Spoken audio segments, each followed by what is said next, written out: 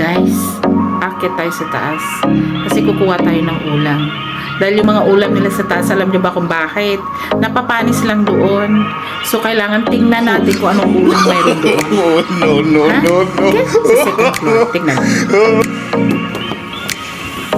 Luna! Ba't ka nandyan? Kasi malamig. Guys, kaya minsan wala kang ulam. Nag-check ako dito sa taas. Hindi naman pala. Sine-check ko yung yung mga luto nila dyan sa taas. Yung kay Jello lang Sine-check ko kasi minsan napapalis lang sa taas yung mga ulam nila. Patignan natin guys kung may yung lutong bago sila.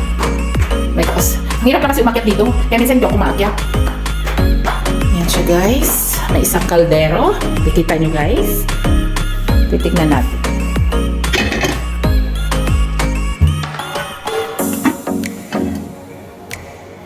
Wow! Na? Ano ba ito? Sinabawang parang ano siya? Sutanghon na may chicken. And carrots and repolyo. Ito yung mga pagkain. Inuulam minsan ng may longga. Kaya kuha tayo dito guys ha. Ayan. Damihan natin. Sayang na kasi. Niingan ako. Umakit guys. Grabe. Masarap ang sabaw nito.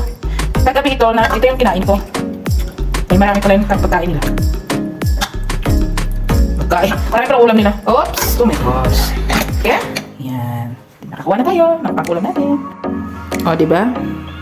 Solved na yung ulam. Baba na tayo guys.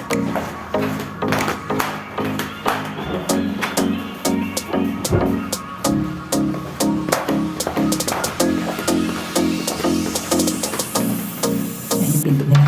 Ito na tayo. Wala tayong ulam. Bang-bang naman.